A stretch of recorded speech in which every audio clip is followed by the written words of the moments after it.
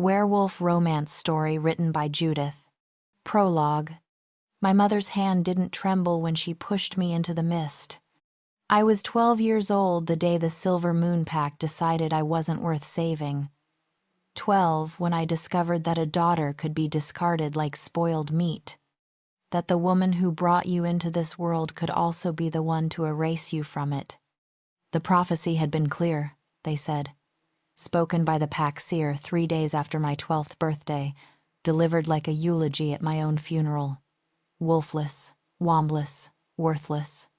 3 words that severed me from everything I knew. They dressed me in green that morning, a simple tunic, rough spun and thin, the color of new leaves that would never see summer. My mother chose it herself. I remember thinking it was beautiful. I didn't understand it was a burial shroud.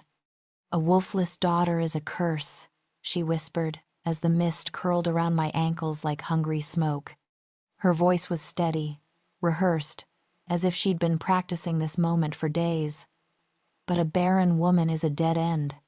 I wanted to scream that I was still her child, that my wolf might still come, that 12 years wasn't enough time to decide a life was finished. But her eyes were already empty of me. My name is Ivory, and I am the girl they erased from their bloodline. They believed the prophecy, believed my body was broken, my future hollow, my existence a biological mistake that needed correcting. Because in the Silver Moon Pack, a woman's worth was measured in one currency, the children she could bear, and a wolf who couldn't shift, she wasn't even considered a woman at all. But they were wrong about what I was. The mist didn't devour me, it revealed me, and the body they called barren would birth the 3 most powerful heirs the North had ever seen. They never knew. But they will. This is the story of how a condemned child became the Luna who made her own mother kneel, how I survived the prophecy meant to kill me, how I went from nothing to everything, starting with my 12th birthday. The day they decided I was already dead. Before we continue, thank you for giving this story your time. If you're listening and something in Ivory's journey speaks to you, drop a comment telling us where you're tuning in from and what brought you here today. Your voice matters more than you know, and it's what keeps Judy's romance library alive. Don't be silent, be heard. Chapter 1. The Mist-Shrouded Verdict. There are worse things than dying on your birthday. Like living through it while everyone watches you disappear. They made me walk to my own execution. Not quickly, not with mercy, but slowly, ceremonially, so every member of the pack could witness the cleansing. That's what they called it, cleansing. As if I were a stain that needed scrubbing out, a rot that threatened the whole. The mist-shrouded barrens lay 2 miles beyond our territory markers, 2 miles of roots that caught at my bare feet, of branches that clawed at my green dress, of silence so thick it felt like drowning in wool. My mother walked behind me, never beside me, behind, where executioners walk. The pack formed a procession, solemn as mourners, though no one mourned. The warriors carried no weapons, because what threat was a 12-year-old girl who couldn't even summon claws?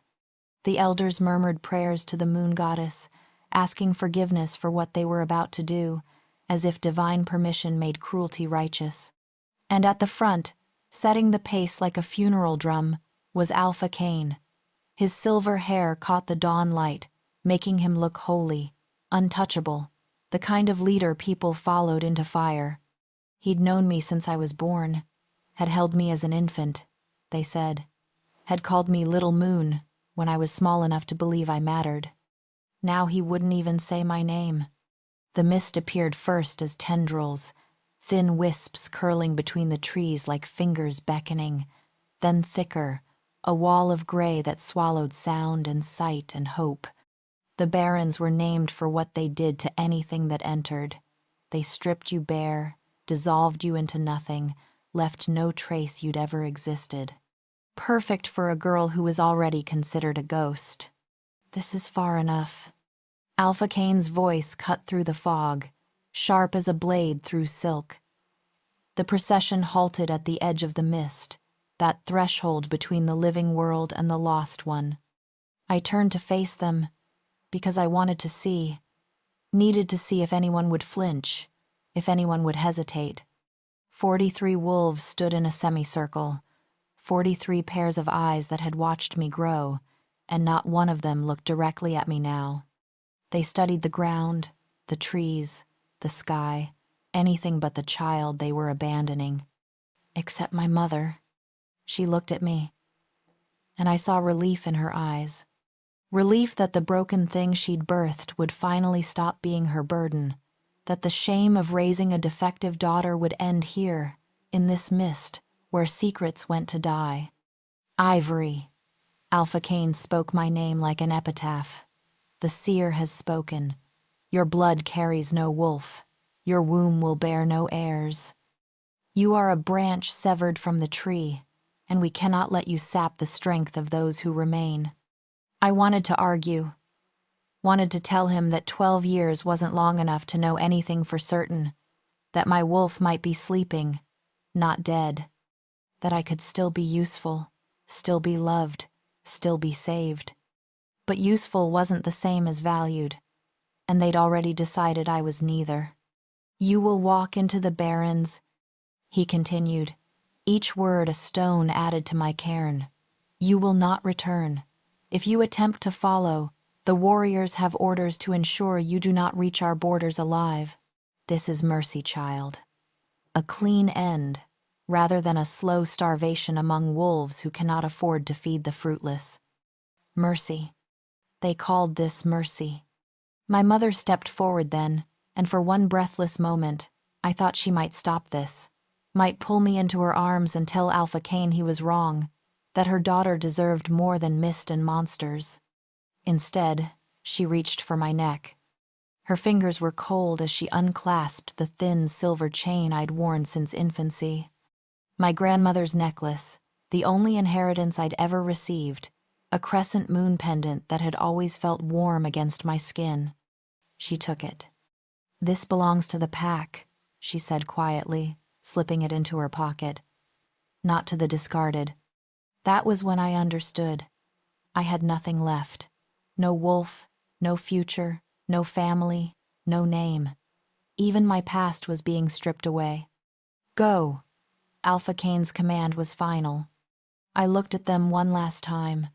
The pack that had raised me, the mother who had fed me, the children I'd played with, who now hid behind their parents' legs as if I were contagious.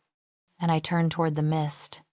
My first step was the hardest, not because the ground was rough, though it was, not because my feet were bare, though they bled, but because that step meant accepting what they'd done, that I was truly alone. The mist swallowed me whole, cold and damp. It clung to my skin like wet wool, muffling the world until all I could hear was my own ragged breathing and the distant, fading sound of footsteps walking away. They didn't even wait to make sure I was gone. They just left. I was 12 years old, dressed in a green burial gown, and the world had decided I was finished. But the mist had other plans. And so did the wolf I didn't know was sleeping inside me, waiting for a voice strong enough to wake her. A voice that belonged to an alpha who saw worth where others saw waste. His name was Silas, and he was coming. Chapter 2. The Ironclaw Luna. I woke to warmth. Not the biting cold of the barrens, not the damp chill of mist clinging to my skin like a second death, but actual warmth, fire crackling somewhere close, furs piled heavy on my body, the scent of pine and smoke and something else, something wild and clean that I couldn't name. My eyes opened slowly, each blink a small war against exhaustion. The ceiling above me was rough-hewn timber, dark with age, crossed with beams that looked like they'd stood for centuries. Not the woven branches of Silvermoon's lodges, something older, stronger. You're awake. The voice came from my left, deep and measured, the kind of voice that didn't need to shout to command a room. I turned my head, slowly because everything hurt, and found him. Silas.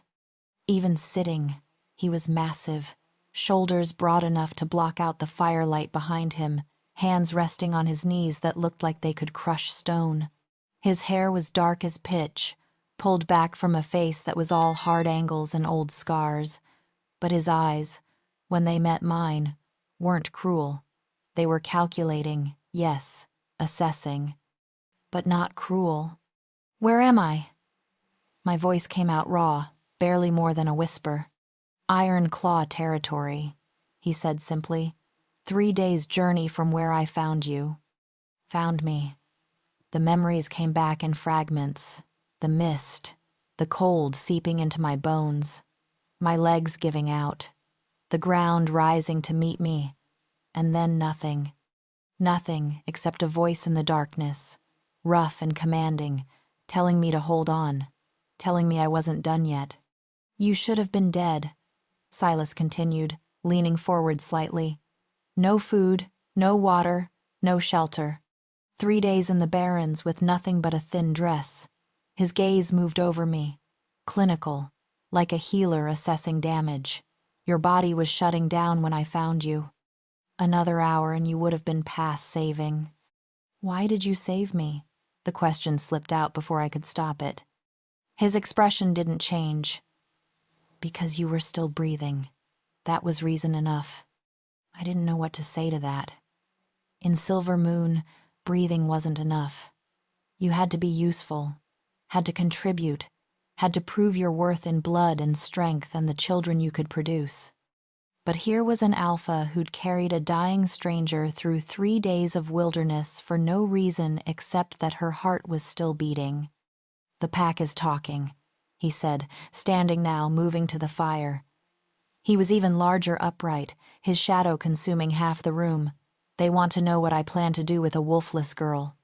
Whether you're a refugee, a prisoner, or a burden, we'll send away once you're strong enough to walk." My chest tightened. Of course. I'd escaped one exile only to face another. "I told them," Silas continued, pouring something from a clay pot into a wooden cup, "that you're under my protection until I decide otherwise.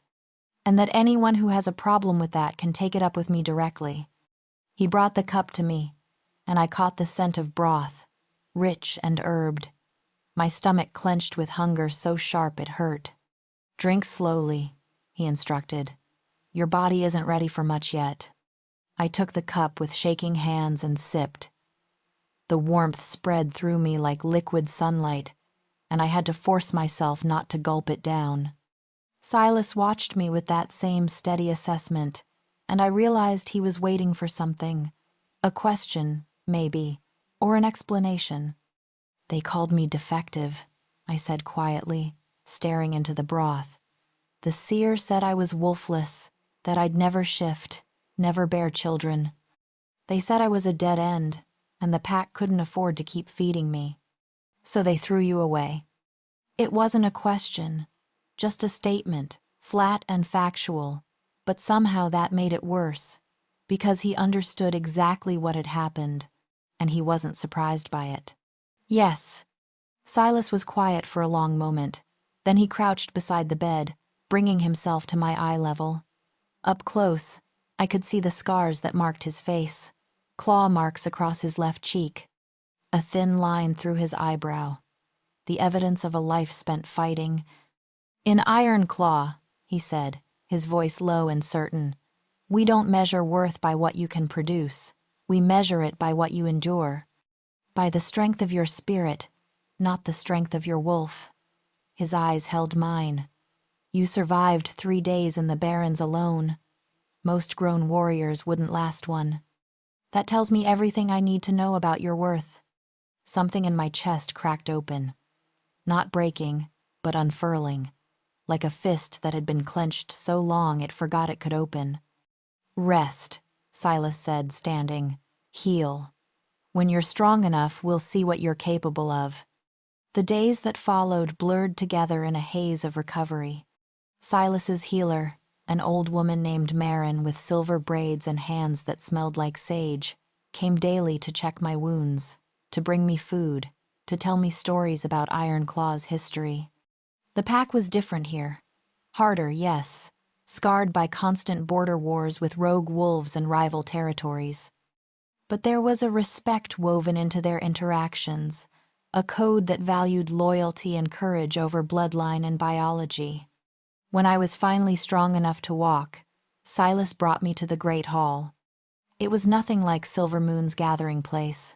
No elegant carvings, no decorative banners, just solid stone and iron, built to withstand sieges, with a long table scarred by generations of use. The pack was already assembled, maybe 60 wolves in total, all of them watching as I entered on unsteady legs. "This is Ivory," Silas announced, his voice carrying to every corner of the hall. "She's been under my protection for 2 weeks.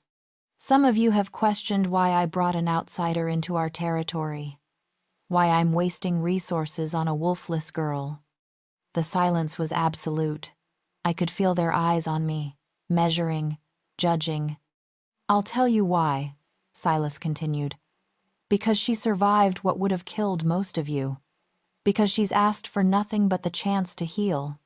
Because in 2 weeks, she's shown more grace and gratitude than some wolves show in a lifetime." He paused, letting his words sink in. "She stays, and anyone who has a problem with that can challenge me for alpha right now." No one moved. "Good," Silas said. "Then we're done here." But I wasn't done.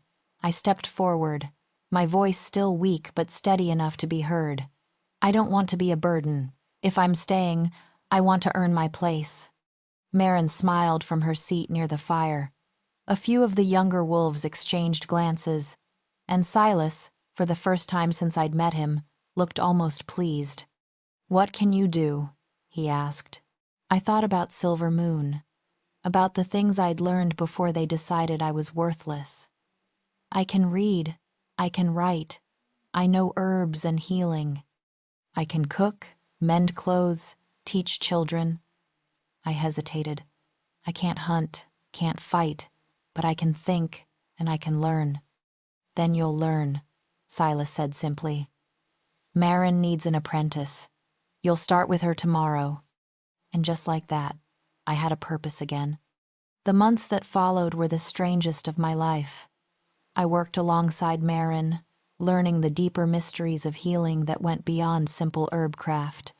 I taught the pack's children to read and write, skills that were rare in Ironclaw, where most knowledge was passed orally.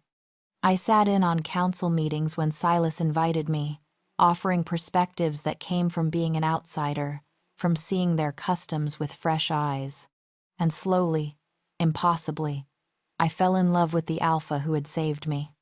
It wasn't sudden, wasn't the dramatic, fated mate pull that the stories always described. It was quiet, built in shared glances across the council table. In the way he listened when I spoke, really listened, like my words mattered.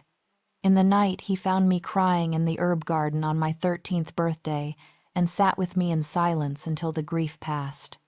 "I don't need you to be anything but yourself," he told me once, late at night when we were alone in his study, reviewing trade agreements with neighboring packs. "Not a wolf, not a mother, just Ivory. That's enough." And I believed him. When he asked me to marry him, I was 15. Too young by Silver Moon standards, but in Ironclaw, age mattered less than readiness. He didn't ask in front of the pack, didn't make it a political spectacle. Just the two of us in the forest, under a moon that finally felt like it was shining for me instead of judging me. "I'm choosing you," he said, taking my hands in his. "Not because I need heirs, not because I need a Luna to strengthen alliances, but because you make me want to be better than I am. Because when I imagine the future, you're in it." I said yes. Not because I was grateful, not because I felt I owed him, but because he saw me, truly saw me, and loved what he found. We married under that same moon 3 months later. The pack celebrated not because they'd gained a Luna who would produce powerful heirs, but because their alpha had found someone who made him smile. Someone who'd earned her place among them through her own merit. And on my wedding night, As Silas held me close and promised me forever, I felt it for the first time. A stirring deep inside. Not pain, not emptiness, but the faint, unmistakable pulse of a wolf beginning to wake. Chapter 3. Defying the Stars. The healers said it was impossible. I stood in Marin's workroom, my hands pressed flat against the wooden table, staring at the old woman who'd become more than a teacher to me. She'd become a grandmother, the family I'd thought I'd lost forever. "Say it again," I whispered. Marin's weathered face was split by a smile so wide it showed the gaps in her teeth. "You're with child, Ivory, about 6 weeks along, by my reckoning." The world tilted. I gripped the table harder, my knuckles white, because if I didn't hold on to something solid, I was going to collapse. This wasn't possible. The seer had been clear. Wombless. That had been the verdict, the biological truth that had condemned me to exile and death. "But the prophecy," I managed. "They said I was barren, that I could never—" "Prophecies," Marin interrupted, her voice gentle but firm, "are just words given power by the people who believe them. And sometimes, child, they're just lies dressed up as divine truth." Lies. The word echoed in my skull. What if the seer had been wrong? Or worse, what if she'd lied deliberately? What if I'd been thrown away based on nothing but cruel fabrication? "Does Silas know?" Marin asked. I shook my head. I'd come to Marin that morning because I'd been tired, nauseous, my body feeling strange in ways I couldn't explain. I thought I was sick. Never this. Never this impossible, miraculous thing. "Tell him," Marin said, squeezing my shoulder. "He'll want to know." I found Silas in the training grounds, working through combat drills with his beta, Marcus. Even after 2 years of marriage, watching him move still stole my breath. All that controlled power, that absolute confidence in his own body. He fought like he led, with a combination of brutal efficiency and strategic brilliance that made him nearly unbeatable. He saw me approaching and immediately stopped, concern flickering across his face. "What's wrong?" I couldn't speak. The words were too big, too impossible. I just reached for his hand and pressed it against my stomach. His eyes widened. Understanding crashed over his features like a wave. "Ivory? I'm pregnant." The words finally broke free, and with them came tears I didn't know I'd been holding back. Marin confirmed it. 6 weeks. Silas stood frozen for a heartbeat. Then he pulled me against his chest so fiercely I gasped, his arms iron bands around me, his face buried in my hair. I felt him shaking. This massive, unshakable alpha who'd faced down rogues and rival packs without flinching was trembling like a leaf. "I thought," he said, his voice rough and broken, "I thought we'd never. They told you." "They lied," I whispered against his chest. "Or they were wrong. Or the moon goddess decided I deserved better than their cruel prophecy."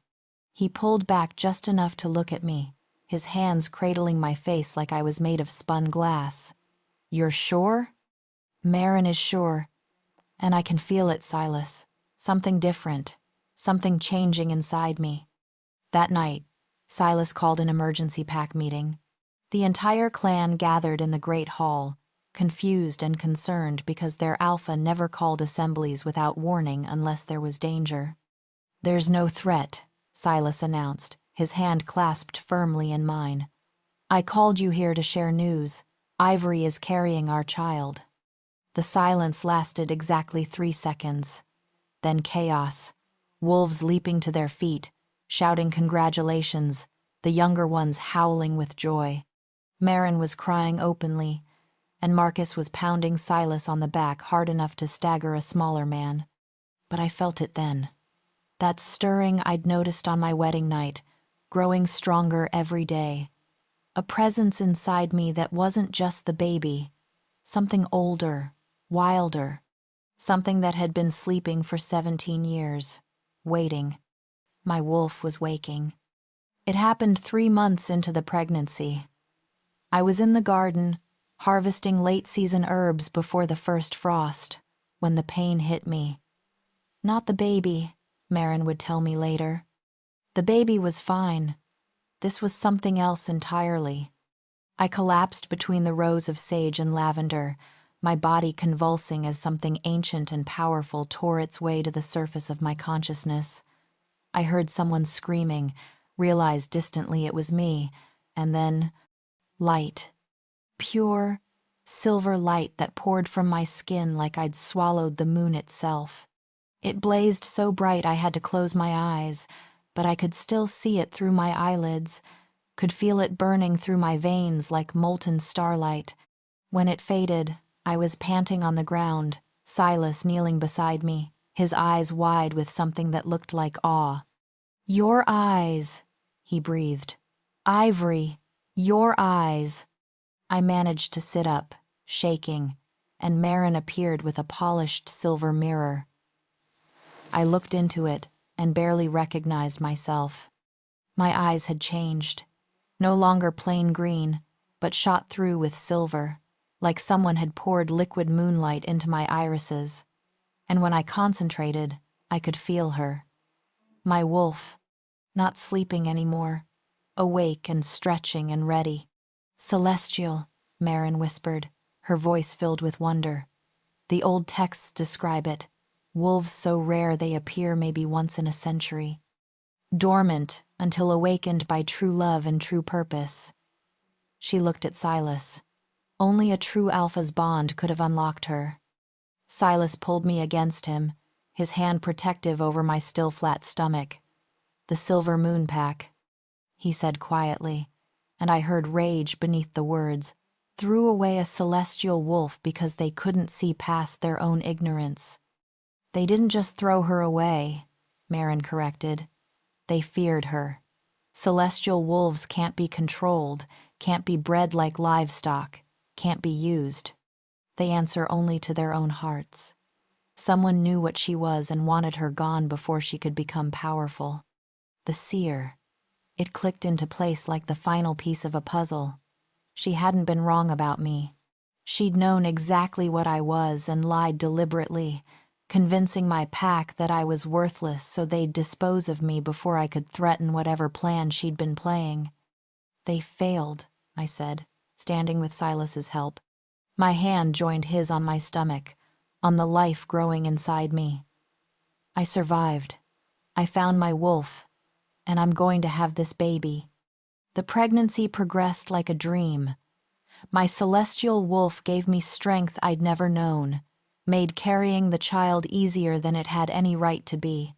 I glowed, literally, a faint silver shimmer to my skin that made me look like I'd been carved from moonstone. And when the labor came, 8 months later, on a night when the full moon hung heavy and low, my daughter entered the world with a cry that sounded like music. She was perfect, tiny and furious and absolutely perfect, with a crown of dark hair and eyes that already showed hints of the silver that marked her mother's bloodline. Silas held her like she was made of dreams, his massive hands impossibly gentle, tears streaming down his scarred face. "What do we call her?" he asked. I thought of the mist that should have killed me, the prophecy that should have destroyed me, the future I'd built from ashes and refusal to die. "Hope," I said. "We call her Hope, because she was proof that prophecies could be shattered, that the labels they'd put on me were nothing but lies, that I wasn't wombless or wolfless or worthless. I was celestial. I was a mother. I was enough. And this was only the beginning." Chapter 4. The Great Blight. The years that followed brought 2 more children. First came Storm, a son with his father's dark hair and a wolf so powerful he shifted for the first time at age 3, shattering every record in Iron Claw history. Then came Aurora, my youngest, born with silver eyes that glowed even brighter than mine, a child who could hear the thoughts of wolves before they spoke them aloud. 3 children, 3 impossible, magnificent heirs, born from a womb they'd called barren. I thought about Silver Moon sometimes. wondered if they'd heard the rumors that must have spread by now, that the girl they'd thrown away had become a Luna, that the wolfless exile had birthed celestial children, that everything they'd believed about me was a lie. I wondered if they regretted it, but I never expected to see them again. The messenger arrived on a winter morning when Hope was 5, Storm was 3, and Aurora was barely walking. He came from the Eastern Territories, exhausted and half-starved, bearing news that turned my blood to ice. The blight had come. I stood in the great hall listening to the messenger describe it. A supernatural sickness spreading across the eastern lands, turning fertile soil to dust, making crops wither before they could be harvested, driving game animals away until the forests were silent and empty. It had started 6 months ago, he said, small at first, then spreading like a plague until entire territories were facing starvation. The Silver Moon Pack, the messenger said, his voice hollow with exhaustion, is among the hardest hit. They're saying the moon goddess has cursed them, that their lands are dying because of some great sin committed years ago. My hands clenched in my lap.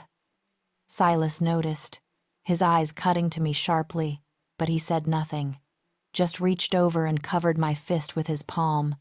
A silent question. Are you all right? I didn't know, because the Silver Moon Pack was dying, the pack that had exiled me, the wolves who'd watched my mother push me into the mist. They were starving, their children crying for food that didn't exist, their proud territory turning to wasteland. And some part of me, the 12-year-old girl who'd nearly frozen to death in the barrens, wanted to let them suffer, wanted them to feel what she'd felt, wanted them to understand what it meant to be abandoned by the people who should have protected you. How long do they have? Silas asked the messenger. Weeks, maybe, a month at most. Their alpha sent out requests for aid to every neighboring pack. The messenger hesitated. Most refused. Silver Moon has a reputation for arrogance, for hoarding resources and turning away wolves they deem inferior. No one wants to help them now that they're the ones in need. Dismissed, Silas said. Get food and rest. We'll discuss this further tomorrow. The messenger bowed and left. The hall emptied until it was just Silas and me and the weight of a choice I'd never wanted to make. You know I'll support whatever you decide, Silas said quietly. But you need to decide, Ivory, not as Luna, as the girl they wronged. I stood and walked to the tall windows overlooking Ironclaw's territories. Our lands were thriving, abundant harvests, healthy game, strong wolves, everything Silver Moon was losing. We had enough grain stored to feed our pack for 3 years, enough to share, enough to save them. Tell me what you're thinking, Silas pressed. I'm thinking, I said slowly, that they threw away a 12-year-old child because she didn't meet their standards of perfection. That my own mother took my grandmother's necklace from my neck before pushing me into the mist. That if you hadn't found me, I would have died alone and afraid, and none of them would have lost a single night's sleep over it. And I'm also thinking, I continued, my voice harder now, about the children in that pack who didn't choose any of this. About the young wolves who weren't even born when I was exiled. About the fact that starvation is a slow, cruel death, and maybe I've survived too much cruelty to become someone who inflicts it on others. Silas moved behind me, his hands settling on my shoulders. You want to help them? I want them to know what they threw away, I corrected. I want my mother to see what her daughter became. I want Alpha Cain to understand that the child he called worthless is the only reason his pack will survive. I turned to face my husband. I want them to kneel, Silas, not to beg. They'll do that on their own, but to understand, to truly, finally understand what they did. A slow smile crossed Silas's face. Not cruel, but satisfied. Then we'll make sure they understand. We sent word to Silver Moon the next day. A simple message. Ironclaw has surplus grain. We're willing to negotiate terms for aid. Send your alpha and senior counsel to discuss arrangements." We waited 3 weeks for their reply. 3 weeks during which I imagined the debates happening in Silvermoon's council chambers. The pride they'd have to swallow to accept help from a pack they'd always considered beneath them. The desperation that must be eating at them now, gnawing away at their arrogance like the blight gnawing at their lands. When the response came, it was brief.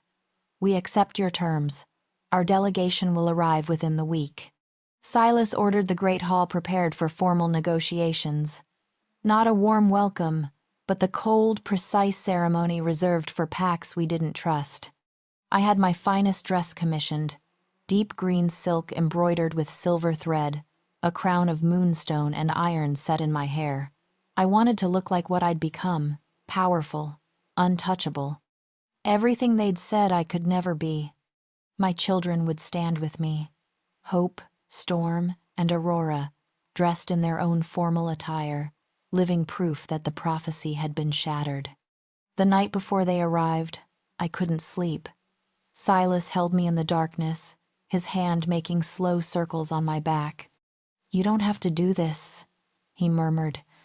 "We can have Marcus handle the negotiations. You don't have to face them." "Yes," I said. "I do.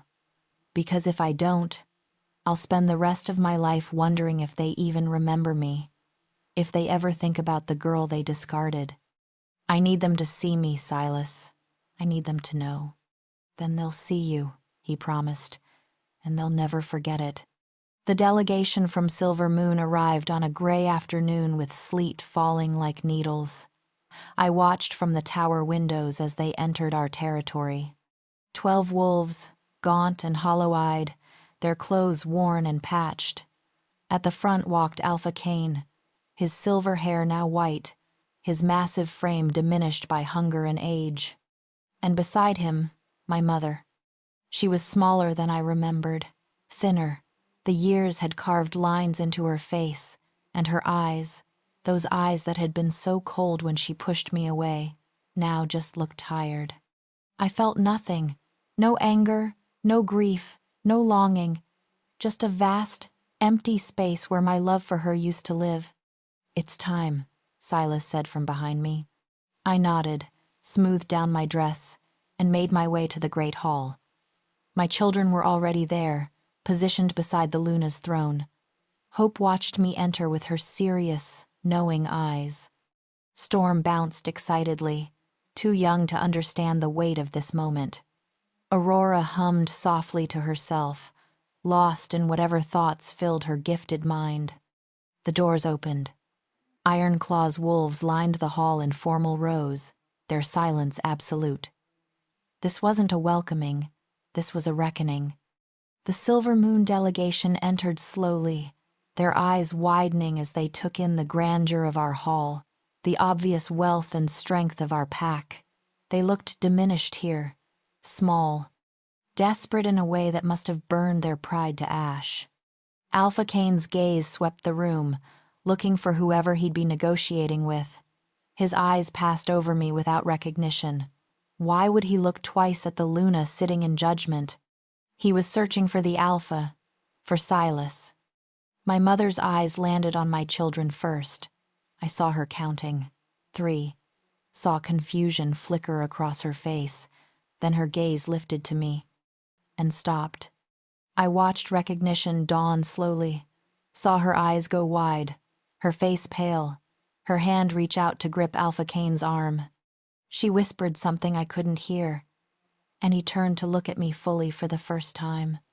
Understanding crashed over him like an avalanche. "No," my mother breathed, loud enough now that it echoed in the silent hall. "No, that's not you, can't be." "Ivory," Alpha Cain said, my name falling from his lips like a stone. "You're alive." I stood slowly, deliberately, letting them see every inch of what I'd become. The fine dress, the crown, the silver in my eyes that marked me as celestial. The 3 children standing beside me, impossible and real. "I am," I said, my voice carrying to every corner of the hall. Despite your best efforts, Alpha Cain, I survived. Chapter 5. The Kneeling. My mother's legs buckled. She caught herself on one of the pillars, her breathing ragged, her eyes locked on mine with something that looked like horror. You were supposed to, she started. Die? I finished. Yes, that was the idea, wasn't it? Push the defective child into the barrens and let nature take care of the problem. I descended from the throne slowly, my children falling into step behind me like a royal procession. But I didn't die. Alpha Silas found me, saved me, gave me a home when my own blood threw me away. Silas appeared at my side, his presence a wall of strength at my back. And these, I continued, gesturing to Hope, Storm, and Aurora, are our children, 3 heirs born from a womb you called barren, 3 celestial wolves who carry power you can't even imagine. Impossible, my mother whispered. The seer said. The seer lied. I cut her off. Or perhaps she told you exactly what someone paid her to say. Did you ever question it, Mother? Did you ever wonder if maybe, just maybe, the prophecy was designed to make you throw away a daughter who was too powerful to control? Silence. Absolute, suffocating silence. Alpha Cain found his voice first. We came here to negotiate for grain, for aid to save our pack from starvation. I know why you came, I said, and I know what you need. The question is, what are you willing to do to get it? His jaw clenched. Name your terms. I looked at my mother, at the woman who'd stripped my grandmother's necklace from my throat before abandoning me to death. Kneel, I said simply. Both of you. Here, now. In front of my pack, my husband, and my children. Kneel and acknowledge what you did. My mother's face crumpled. Ivory, please. Those are my terms, I said, my voice ice and iron. Kneel and beg for the mercy you never showed me, or leave and face the blight alone. Alpha Cain stared at me for a long moment. Then, slowly, his knees bent, his proud head bowed, his forehead touched the floor of my hall. My mother hesitated, tears streaming down her face, but hunger was a powerful motivator. Desperation eroded pride faster than time eroded stone. She knelt, and I finally understood. I'd already won, not because they were kneeling, but because I'd become someone who could offer mercy when she had every right to demand vengeance. Rise, I said quietly. We'll provide the grain your pack needs to survive, every bit of it, free of charge. Hope flared in their eyes. But understand this, I continued. This mercy is for the innocents in your pack, for the children and the wolves who had no part in my exile, not for you. I looked at my mother. I forgive the debt, but I sever the bond. You are not my family. You never were. You're just wolves I'm choosing not to let starve. My mother reached for me, her hand trembling. Ivory, I'm sorry. I was wrong. I was so wrong. I know, I said, stepping back, but some apologies come too late. I turned away from her, from them, from the ghosts of a past I'd finally laid to rest. The girl they'd thrown away was gone. In her place stood a Luna who knew her worth. The grain shipments began the next morning, wagon after wagon loaded with wheat, barley, dried beans, and preserved vegetables rolled out of Iron Claw's storehouses toward Silver Moon territory. Enough food to see them through the winter and into spring planting season, enough to save every life that the blight had threatened. I watched the first convoy depart from the tower windows, Silas standing beside me with his hand resting on the small of my back. You could have made them suffer, he said quietly. No one would have blamed you. I know. I leaned into his warmth, but suffering wouldn't have taught them anything except that I was as cruel as they were. This way, they have to live with the knowledge that the child they discarded became their salvation. That mercy came from the one person who owed them nothing. You're a better person than most. I shook my head. I'm just someone who remembers what it felt like to be powerless, and I refuse to become the kind of person who uses power to inflict that feeling on others, even when they deserve it. The Silver Moon delegation stayed in Iron Claw for 3 days, overseeing the grain distribution arrangements. I saw my mother sometimes, from a distance. She looked like she wanted to approach me, to say something, anything that might bridge the chasm between us. But she never did. Maybe she finally understood that some distances were too great to cross, that some betrayals couldn't be forgiven with words. On the 3rd day, Alpha Kane requested a private audience. Silas and I met him in the smaller council chamber, a room designed for intimate negotiations rather than grand displays of power. He looked older up close, diminished. The proud alpha who'd once commanded 100 wolves with absolute authority now seemed like just a tired old man carrying the weight of his failures. "I wanted to thank you," he began, his voice rough. "What you're doing for Silver Moon, providing aid when you had every right to refuse. It's more than we deserve." "Yes," I said simply. "It is." He flinched but didn't look away. "I also wanted to apologize for what we did to you, for what I did. I should have questioned the prophecy, should have protected you instead of condemning you. You were just a child, and I failed you." I studied him for a long moment, searching for sincerity.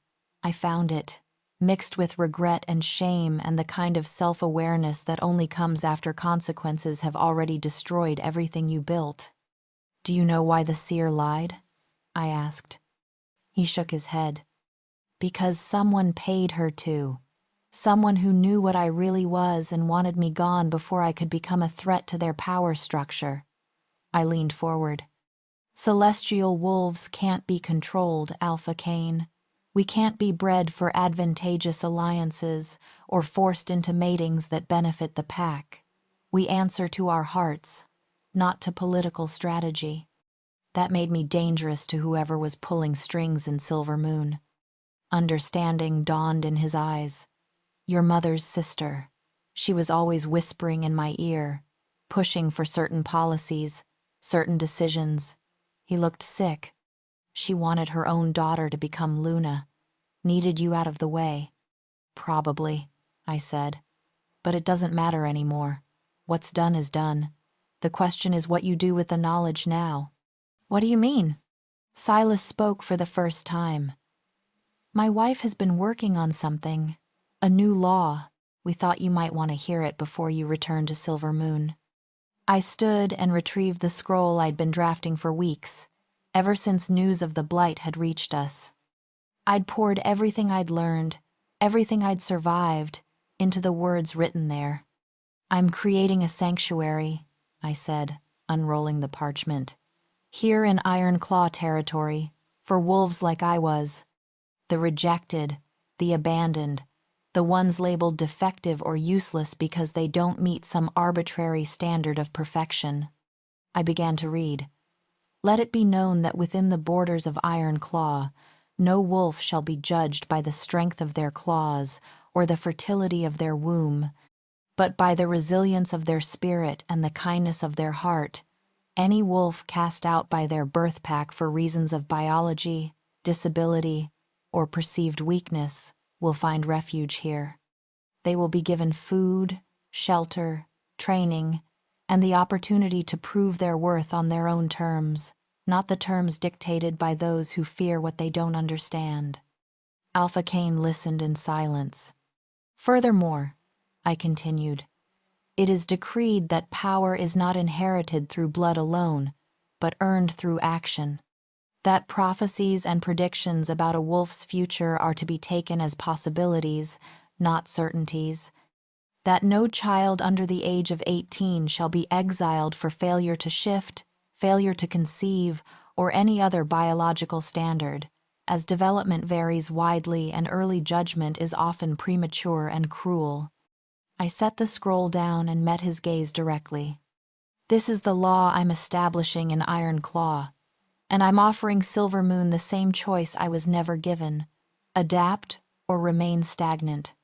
If you implement similar protections in your pack, if you change the culture that allowed a child to be thrown away, then maybe the blight was a lesson rather than just a punishment. Maybe you can rebuild into something better than what you were. Alpha Cain was quiet for a long time. When he finally spoke, his voice was thick with emotion. "You're giving us more than grain. You're giving us a chance to become the pack we should have been all along." "I'm giving you the opportunity," I corrected. "What you do with it is your choice." He stood, bowed deeply, not the forced bow of the kneeling, but one that came from genuine respect. "I'll bring your words back to Silver Moon. I'll do everything in my power to see them implemented." "See that you do," Silas said, "because if we hear of another child being exiled, another wolf being judged solely on biology, Iron Claw will withdraw all aid, permanently." Alpha Cain nodded and left. Silas turned to me, pride shining in his eyes. "You're going to change the world," he said. "No," I replied. "I'm just going to make it a little kinder to the ones who don't fit the mold." The Silver Moon delegation departed the next morning. I stood on the battlements with my children as they rode away, their wagons heavy with grain and their hearts, I hoped, heavy with the weight of understanding. Hope tugged on my dress. "Mama, why did you help them? They hurt you." I knelt down so I was eye level with my daughter, my firstborn, the child who should never have existed according to prophecy. "Because, my love, the world is full of hurt. People will wound you, sometimes deliberately, sometimes through ignorance or fear. But if you let their cruelty turn you cruel, if you let their hardness make you hard, then they've won. They've taken not just your past, but your future too." "So we should always forgive?" Hope asked, her young face serious. "No," I said firmly. "Forgiveness isn't mandatory. But mercy, when you have the power to choose it, that's strength, real strength. The kind that builds rather than destroys." I touched her face gently. "Never let anyone convince you that your value comes from what you can do for them. Your worth is inherent. It exists because you exist, and anyone who tells you otherwise is trying to control you, not protect you." Storm pushed forward, not fully understanding, but wanting attention. "I'm strong, right, Mama?" "You're strong," I confirmed, pulling him into the embrace. "But more importantly, you're kind. You're curious. You're brave enough to ask questions. That's worth more than any physical strength." Aurora, my youngest, simply leaned against my leg, humming her wordless songs. She understood in ways the others couldn't yet. I could feel it in the way she looked at me sometimes, with eyes too old for her small face. Chapter 6. The Final Lesson. That evening, I gathered the entire Iron Claw pack in the Great Hall, not for a formal ceremony, but for something more important, a teaching moment. Many of you witnessed what happened when Silver Moon came begging for aid.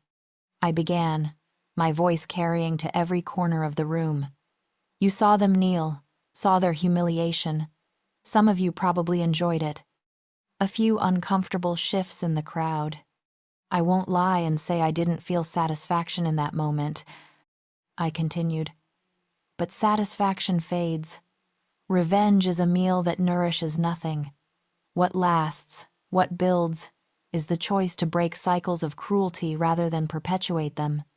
I gestured to Marin, who came forward carrying the scroll containing the new decree.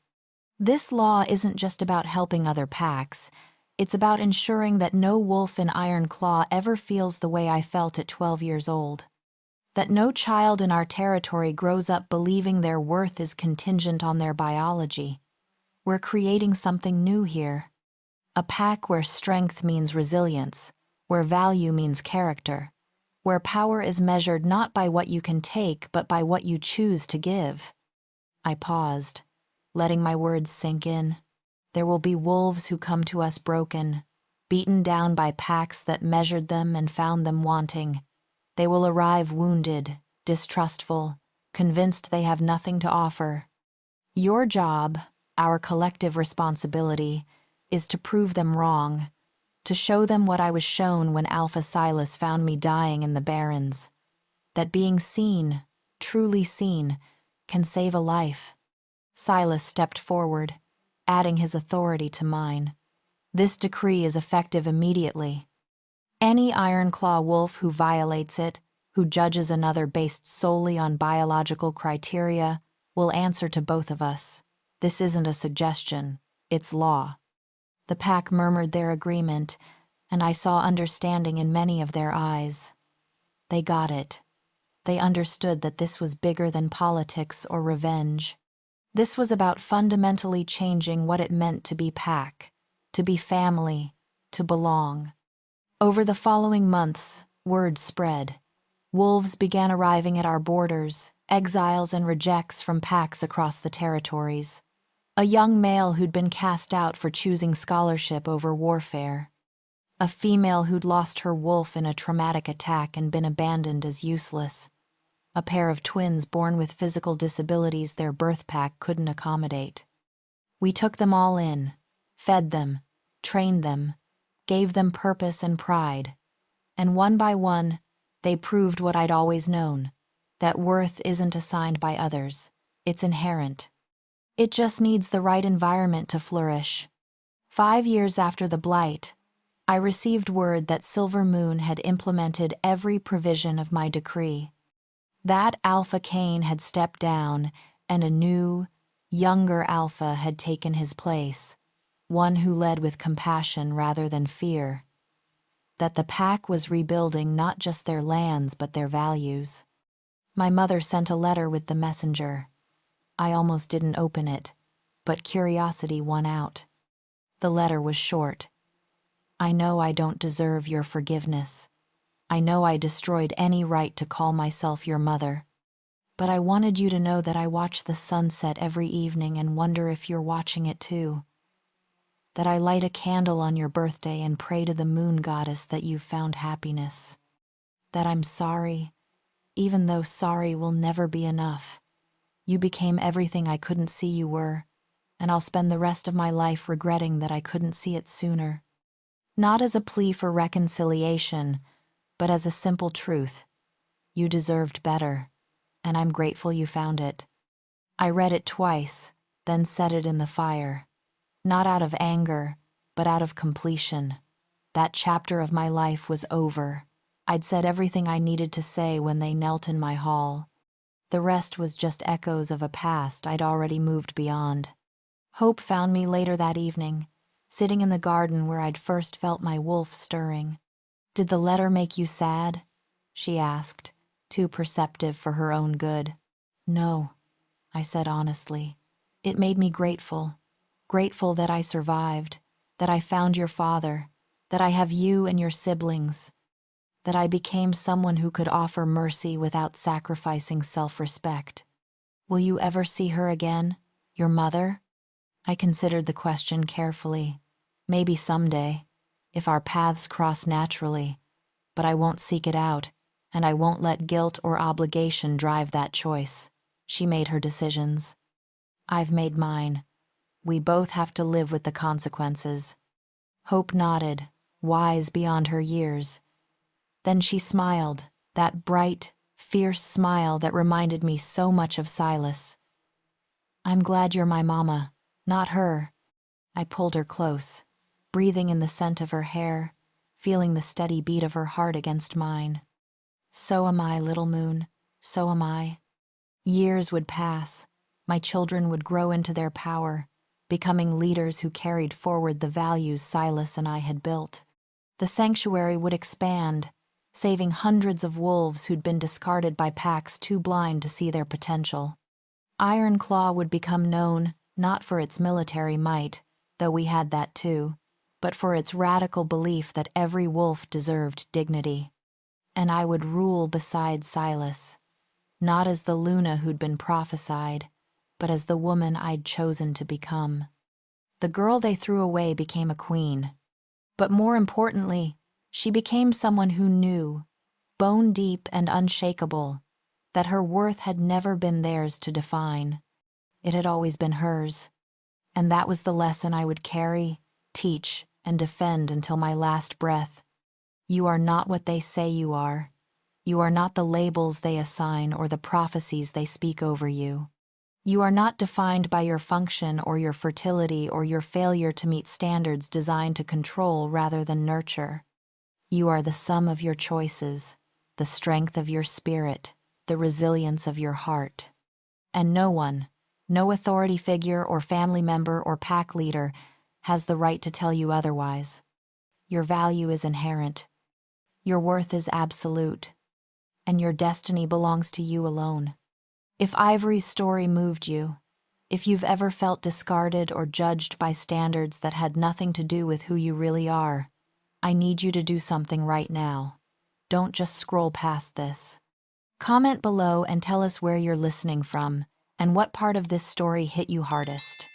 Share this with someone who needs to hear it, a friend who's been told they're not enough, a family member struggling with feeling inadequate, anyone who's been measured by someone else's cruel yardstick. Your engagement isn't just a number. It's proof that these stories matter. It's how we keep Judy's Romance Library alive and creating content that speaks to the broken parts we're all trying to heal. So don't be passive. Take action. Comment. Share. Subscribe.